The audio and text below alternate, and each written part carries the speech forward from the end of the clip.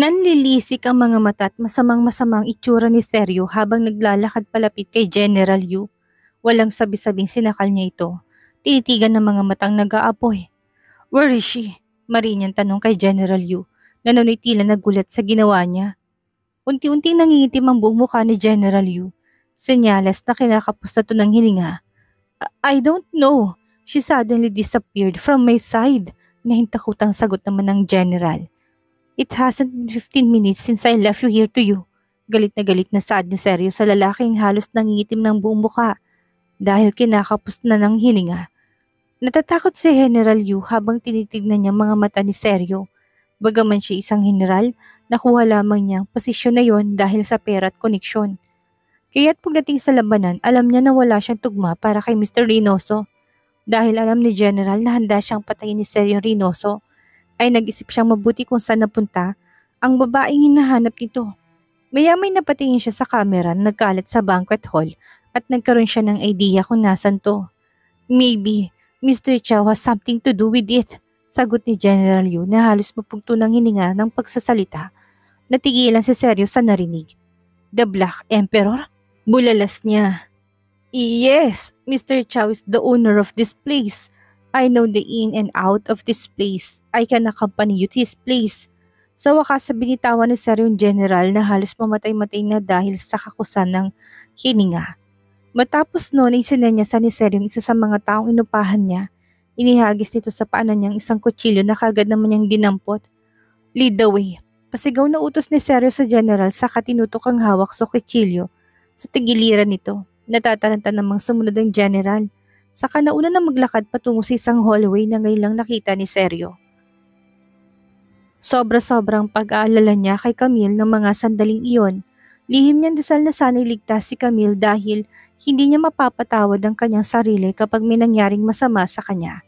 Sa kabilang dako, dinala si Camille ng dalawang lalaki sa isang malaking kwarto. Nakasalampak siya sa sahig at bago pa siya makapagsalita, ay bumungad sa kanya ang malalaking monitor screen na nakapalibot sa buong kwarto na kung saan malayong napapanood ang lahat ng kaganapan sa buong banquet hall. Ilang sandali pa ay lumabas na si Mr. Chow na nakasuot ng mask, subalit iba sa lahat ang mask na ito dahil kulay gold yon at ang buong mukha nitong natatakpan. Pinalabas itong mga tauhan kaya niiwan lang silang dalawa dito sa loob ng kwartong yon. "May, usal ni Mr. Chow na biglang naging malamyos ang boses. Nilapitan niyang babae at dahan-dahang tinanggal ang mask nito. Nakita lamang niyang kalahati ng kanyang mukha sa malaking screen kanina, ngunit nagbigay na ito ng isang malakas na pagkakahawig kay May. Paano kung nakikita niyang buong mukha niya? Ito'y maaaring magmukhang isang replika. "Did you create this place?" Nahintakot ang tanong ni Camille sa matanda. "Yes," sagot nitong walang paligoy-ligoy. "What do you need from me? Why did you bring me here?" Lakas loob na tanong ni Camille sa kaharap. Mahinang tumawa si Mr. Chow. "Because I'm very interested in you," sagot ni Mr. Chow na may matatalas na mga mata sa ilalim ng suot na maskara. "Your body is so young and looks so healthy." Nanginig ang buong katawan ni Camille sa narinig. Pakaramdam niya kakatayin siya nito anumang oras. Nanigas ang kanyang katawan at nahintakotang nakatingin lang sa matanda. Maya-may muling nagtangka si Mr. Chow na tanggalin ang maskara ni Camille. Subalit kasing bilis ang kidlat na hinugot ni Camille ang kutsilyong tinago niya at sinaksak sa dibdib ng matanda. Sa isang iglap, muhulwak ang dugo ng matanda sa kanyang harapan. Hindi inaasahan ni Mr. Chow ang pag-atake ni Camille. Wala siyang anumang mga bodyguard sa kanya sa oras na yon kahit isang magandang pagkakataon para makatakas ang babae. Sinamantala ni Camille ang pagkakataon, mabilis siyang tumayo-tumakbo sa papunta sa pinto na halos tumalon ng puso dahil sa matinding kaba at takot.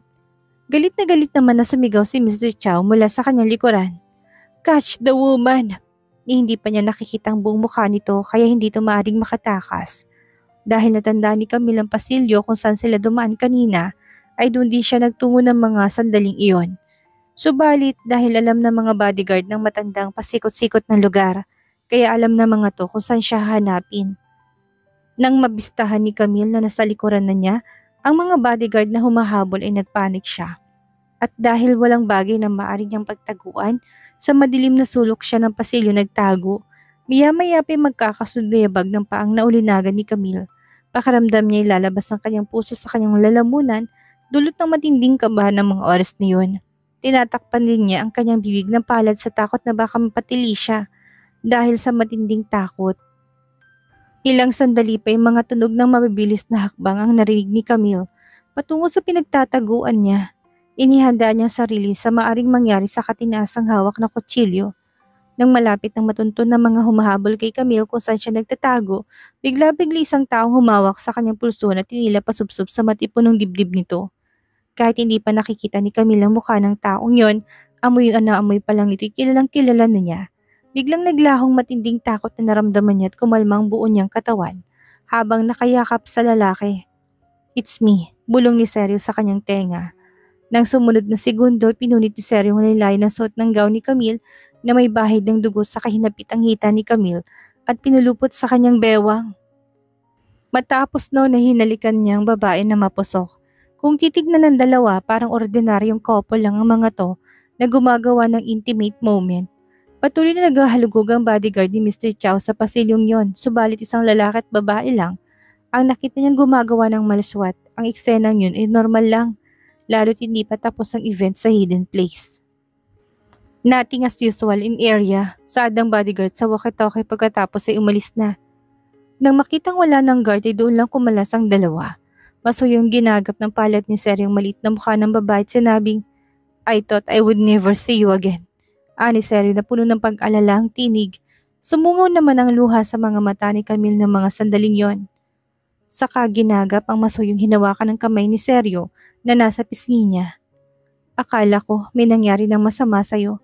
Mabuti naman at okay ka lang. Let's go. Kailangan nating umalis na sa lugar na to." Anang Seryo sa kamasuyong umiti kay Camille. Marahan namang tumango si Camille. "Sige." Magkahawak kamay na lumabas ang dalawa sa pinagtsatsaguan. At dahil matalas ang memorya ni Seryo, pagdating sa mga pasikot-sikot, ikaagad niya natuntun ang tamang daan palabas sa lugar na yon. Nagtungo siya sa meeting place kung saan kasalukuyang naghihintay si General Yu. Gulat na gulat naman si General Yu nang makitang buhay pa si Camille at walang anumang sugat. "Come on, let's not waste any more time. We need to get out of this place before we get caught." Ang dalawa ay ligtas na nakasakay sa military car na pagmamay-ari ni General Yu. May kasama pang mga to na 2 sundalo na pawang tauhan ng general para matiyak ang kaligtasan ng dalawa.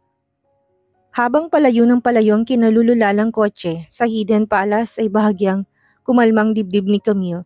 Isa pa ay mahigpit din ng hawak ni Seryo sa kanyang kamay na parabang ayaw siyang mawala sa kanyang tabi.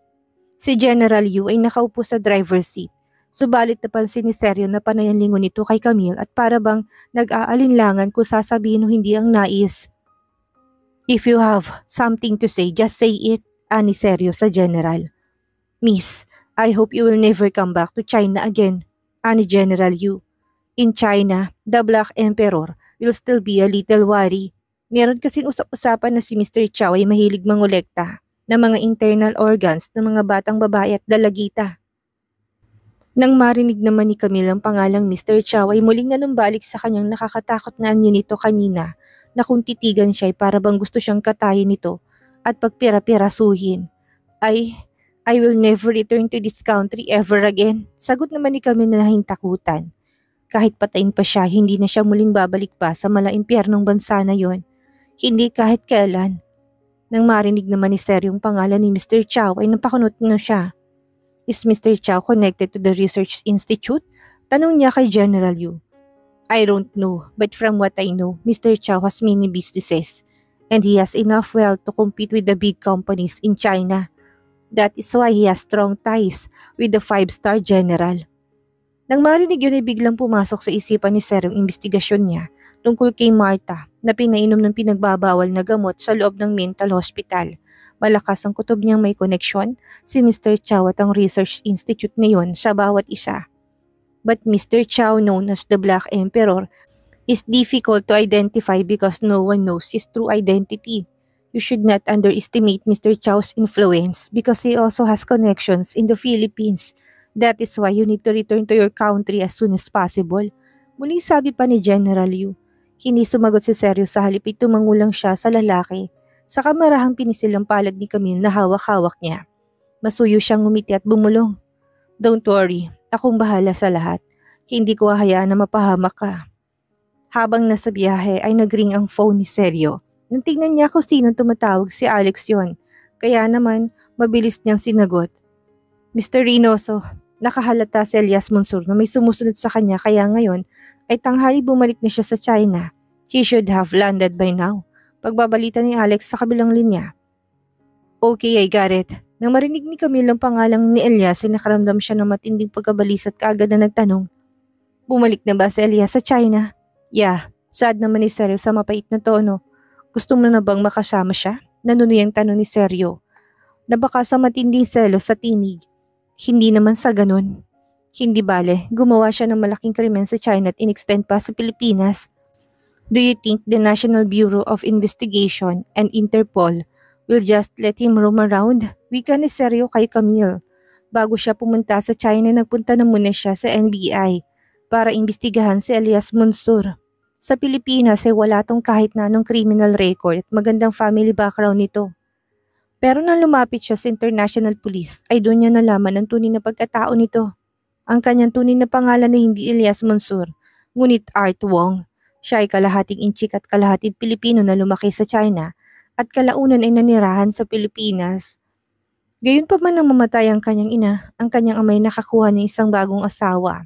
Nakaranas siya ng pagkamaltrato at pinitapon sa Pilipinas nang walang kakilala. Ibig sabihin niya yan, hindi na siya makakabalik sa Pilipinas kahit kailan? Tanong ni Camille. Yun ang bagay na inaalala niya ng mga sandaling yon. Sumama ang mukha ni Seryo sa narinig. Bakit ba nag-aalala ka pa rin sa taong may kagagawan kung bakit napahamak ka? Irritableng tanong ni Seryo sa kabinitawan ng kamay ni Camille na hawak niya at ibinaling ang tingin sa labas ng bintana. Napanguso si Camille. Alam niya sa tuwing binabanggit niyang pangalan ni Elias ay nagbabagong mood ni Seryo. Mamimisinterpret kasi nitong lahat ng mga sinasabi niya kapag si Elias ang pinag-uusapan. Hindi naman ako nag-aalala sa kanya, mihinang tura ni Camille. Ang gusto ko lang maparusahan na siya sa lalong madaling panahon. Nang marinig yun ay lumambot naman ang ekspresyon ni Seryo sa kakalmadong nagsalita. At least hindi ka kasing tanga katulad ng iniisip ko. Nangaasar na sagot niya na mula naman ang mukha ni Camille dahil sa pangaasar na yun ng lalaki. Kung sa bagay simulat sa pulay ganun na ito magsalita. Hindi pa ba siya nasanay? Palihim na lang na napanguso si Camille at tinagong pagtatampo. Maya-may dumaan sa malubak na kalsada ang kanilang sinasakyan, dahilan para hindi sinasadyang tumilapon sa kandugan ni Seryo. Mabuti na lang ay naitukod niyang palad si dibdib nito at kaagad naman siyang nasalo. Ngunit lubos na ipinagtaka ni Camille na makitang nalukot ang mukha nito nang mapahawak siya sa dibdib nito. At pagangat niya ng palad ay may bahid yun ng kulay pulang likido. Lalaki ang mga mata ni Camille sa kanamutlang mukha sa nakita. May sugat ka, bulalas ni Camille. It's okay, minor injury lang yan at hindi ka dapat mag-alala. Kalmadong sagot naman ni Seryo, bagamat kitang-kita sa mukhang iniinda nitong sugat na yon. Nang makita naman yun ni General Yu ay bakas din sa mukha nitong pangamba. Mr. Reynoso, would you like us to go to the hospital first? Tanong nito. We don't have time. I'll take care of it after we get on the plane. Pagtanggi niya sa suggestion ni General Yu. Seryo cannot be complacent until he brings Camille back to the Philippines dahil alam niya na sina Elias at Mr. Chow ay binabantayan pa rin sila sa bansang yon. Kaya ang unang-una niyang dapat gawin ay maibalik na muna si Camille sa Pilipinas nang sa ganun ay mabantayan ito doon ng mas maayos. Binalingan ni Camille si General Yu at sinabing, "Do you have a first aid kit in the car?" Tanong niya. "Yes, of course." Inabot nito kay Camille ang isang medical kit na mabilis naman niyang kinuha. Matapos nun ay humarap siya kay Seryo at walang sabi-sabing kinalas ang pagkabotones ng suot nitong itim na long sleeve na basa dahil sa dugo. Subalit nagulat si Camille biglang hulihin ni Seryo ang kanyang pulsuhan. "If you want to undress me, wait until nightfall. There are too many people in this car." Nakangising biro ni Seryo. Nag-init ang pisngi ni Camille dahil sa kahihiyan pero pinagpatuloy pa rin niyang ginagawa. "Pwede ba? Uunahin ko na munang gamutin ang sugat mo dahil baka ma-impeksyon." Pinagpatuloy ni Camille ang pagkalas sa botones ng suot ng lalaki na lumantad sa kanya Ang hubad nitong katawan ay nanginig ang kanyang kamay at otomatikong tumulong kanyang luha dahil sa nakita. Hindi maisip ni Camille kung gaano karaming dugo ang nawala nang makitang sugat ni Sergio. May isang dangkal ang haba ng sugat nito at medyo malalim kaya naman ganun na lang ang takot niya at pag-iiyak niya. Ang mga kamay ni Camille na mayroong hawak na cotton balls at tayo din ay nanginginig habang ang mga luha niya ay walang ampat sa pagpatak. Marahan namang pinisil ni Sergio ang pisngi ni Camille at masuyong sinabi na, "Don't cry, hindi naman yan malubha," pagpapatahan niya. Subalit sa halip na kumalma, ay lalo namang lumakas ang pag-iyak ni Camille at matapos malinisan ng sugat at malagyan ng benda ay nag-agatang tingin siya at sa tingin niya habang basa ng luhang mga may at pisngi. "Seryo, magiging masunurin na talaga ako sa iyo sa susunod," nautal at naiiyak na wika niya sa lalaki.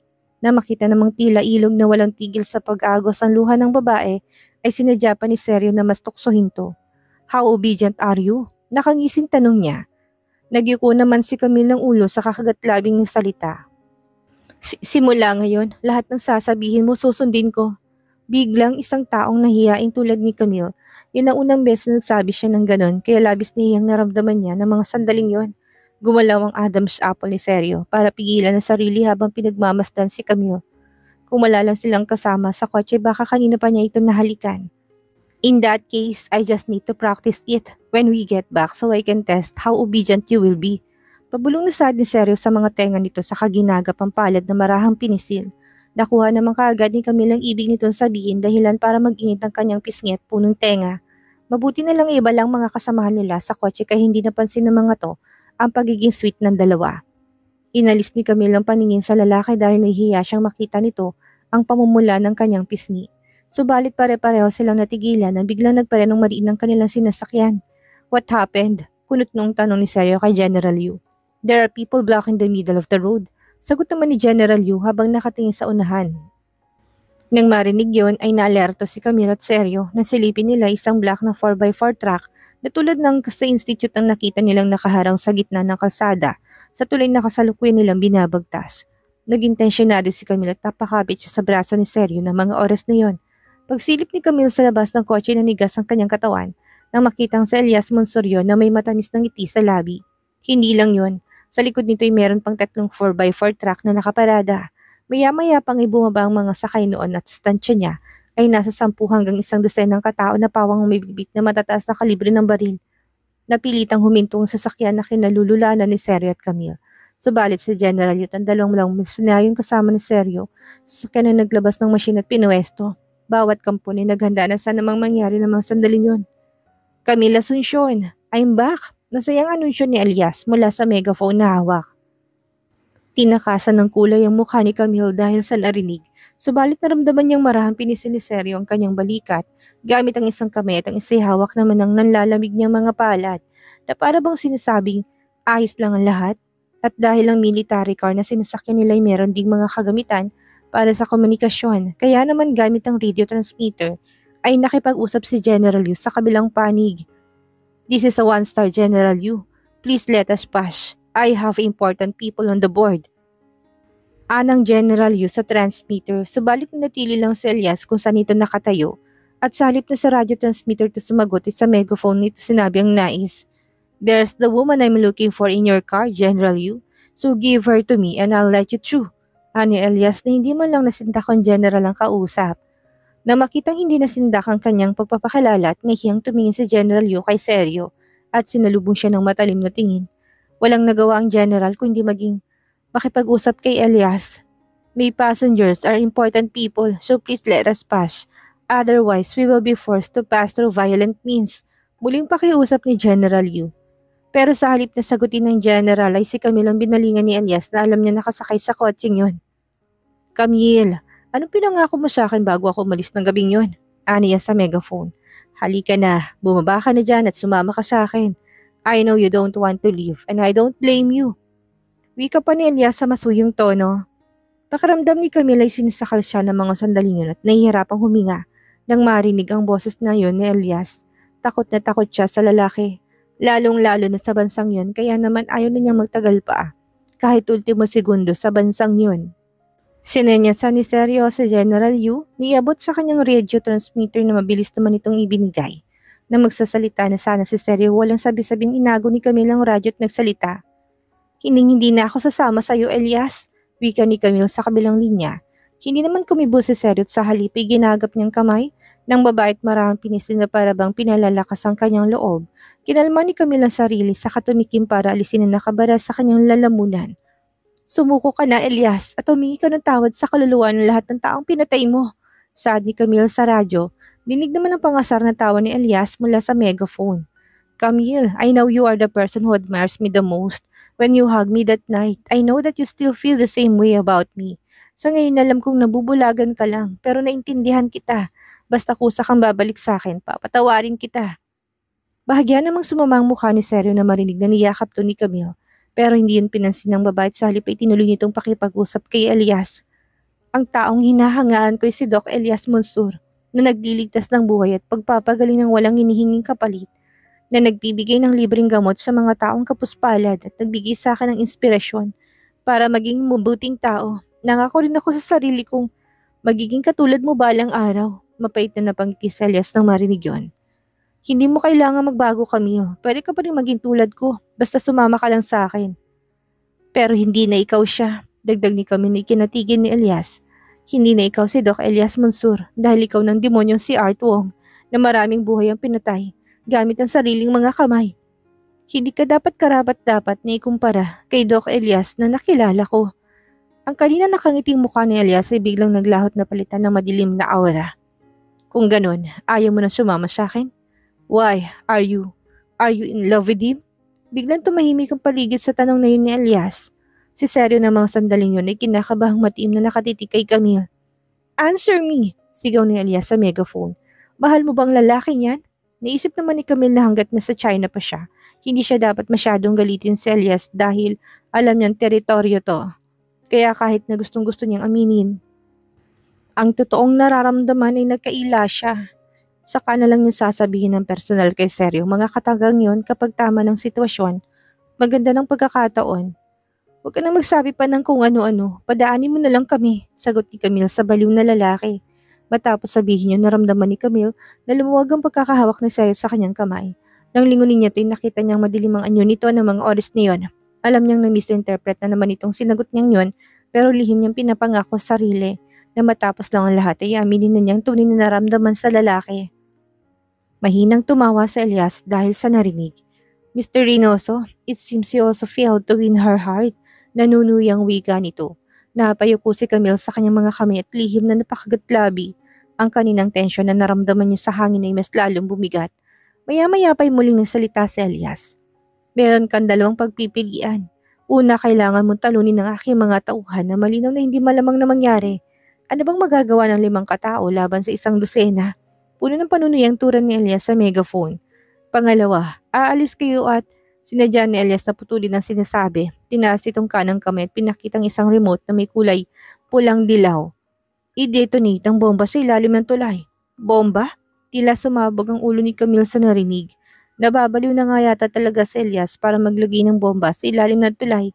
Samantalang lalo sumamang mukha ni Seryo dahil sa sinabing yun ni Elias. Ayon sa sekretary niya, matagal na nakababa ng eroplano si Elias at malamang ang pagtatanim kagad ng bombang inasikaso nito pagkarating. Nang sa gayon ay matrap sila kung sakaling magplano silang tatakas. Nanginginig naman ang kamay ni Camille at gumapang ang takot sa buo niyang katawan. Iniisip niya kung makakatakas ba sila sa lugar na yun o doon na siya maililibing ng buhay. Subalit mas matatapang simpa niya mamatay na mag-isa kaysa naman sakripisyong buhay ng mga taong magpapakahirap para iligtas siya sa impyernong yun. Lalong-lalo na si Seryo ang pinakamamahal niya. Pakiramdam ni Camille may gabundok na bagay na kadagan sa kanyang likuran ng mga sandaling yon. Ang bigat ng kanyang naramdaman at para bang kinakapos siya ng hininga. Camille, Camille, pagtawag ni Seryo sa babae sa kamahinang niyugyug ang mga balikat. Are you sure? Ilang segundo rin na nakalipas bago nagbalik sa wisyo si Camille. Pinagmasdan ni Seryo ang namumutlang mukha ng babae, saka wala sa sariling mahigpitong niyakap. Don't be afraid, hindi kita pababayaan. Tinawagan na si General Yu, ang 5-star general na si General Chen. Matapos itong malaman ang nangyari, kaagad ang nag-dispatch ng mga tauhan sa Wuhan, Yangtze Bridge sa Central China kung saan sila naroroon. Si Seryo may isang special na pagkakakilanlan kung may mangyari sa kanya sa China. Ang mga kahinatnan ay magiging kahinahilakbot. Si Mr. Reynoso, si General Chen ay nagpadala ng mga sundalo dito. Abutin ng halos 30 minutes para makarating sila, kaya't maghintay ng konti pa. Bibigyan ko kayo ng 5 minutes para magdesisyon, ani Elias mula sa megaphone na ikinadlot ng pag-usap ni Sir at General Yu. Malinaw na ayaw silang bigyan ng baliw na lalaki yun ng panahon para makapag-isip pa. Juan, pasimula ni Elias. Muling nag-umpisa ang kabahan si Camille ng mga sandaling yon. Namumutla ang kanyang mukha dahil sa matinding takot sa maaring mangyari. Pinagpawisan naman si General Yu ng mga sandaling yon. Hindi sila maaring malaban dahil dihado sila at para lang siyang magpapakamatay kung susubukan nila. Mr. Reynoso, what should we do? Kinakabahang tanong ni General nang masusing nakatingin kay Camille. Kaagad naman nakuha ni Sir yung gustong mangyari nito. No, I won't let her go. Parang may kung anong bagay humaplo sa puso ni Camille ng mga sandaling yon. Nakakatuwang isipin na mayroong isang tao na handang magbuwis ng buhay para lang mailigtas siya. Napangiti ng mapait si Camille sa realisasyong yon. Camille is his target so he won't press the detonator. Kalmadong wika pa ni Seryo. Ayaw namang makipagsapalaran ng General Yu ng mga sandaling yon dahil galing sa Research Institute ang nasa kabilang panig na pawang mga halang ang kaluluwa. Kaya bakit niya ipagkakatiwalang buhay sa isang babae lang? If you're scared, just jump off the bridge. Kung natatakot ka, tumalon ka na lang sa tulay. Sagot naman ni Seryo. Hindi niya gustong ipahiya sa General Yu pero ayaw niya ding pag-isipan itong hindi maganda si Camille. Bagamat sinabi yan ni Seryo, hindi naman yan kayang gawin ni General Yu ng kanyang mga tauhan. Sapagkat kung nabigo sila sa misyon na itinalaga ni General Chen, their lives will be the price. Baka hulugang pinagbasta ni General Yu si Camille at tumasa na sana'y maunawa nitong ibig niyang mangyari na huwag nitong hayaang malagay sa langanin ng lahat ng kasama, alang-alang sa sariling kapakanan. Naunawa naman kagad ni Camille ang ibig sabihin ng tingin na yon ni General Yu. Otomatikong sumakit ang kanyang puso. Ang katotohanan na ginawa ni Seryo ang lahat para mailigtas siya isang bagay na dapat niyang pinagpasalamat hanggang sa kamatayan. Kaya hindi niya hayaang muling malagay sa langanin ng buhay ni Seryo dahil lang sa kanya. 2 minutes na lang ang natitira sa inyo. Lumapit ka na sa akin, Camille, nang sa ganon hindi ka na kailangan dumanak ng dugo. Muling anunsyo ni Elias mula sa megaphone. Elias didn't dare to blow up the Wuhan Bridge because the Republic of China wouldn't let him. If he did, the Chinese soldiers would definitely chase him. Puno ng kasigurahang sabi ni Seryo sa mga kasamahan. Hindi yung sinabi ni Seryo para lang pakalmahin ng mga kasama kung hindi katotohanan yon. Kung wala itong demands at gustong makuha, malamang pinasabog nila itong tulay. Pero dahil lang gusto lang nitong makuha si Camille at meron pa itong institute na pinamamahalaan. Kaya tulad nitong tuso, hindi gagawa ng bagay na hukay ng sarili nitong libingan. There may be a bomb, but perhaps its sole purpose is to destroy the defenses between both sides. Basuyong tumingin si Seryo kay Camille at ginagapang kamay nito. Trust me, huwag kang magpapaloko sa kanila. Parang pinipig ang puso ni Camille habang pinagmamasdan ng gwapong mukha ni Seryo ng mga sandaling yon. Bahagya na rin itong namumutla ng marahil ay dulot ng dugong nawala mula sa sugat nito sa dibdib.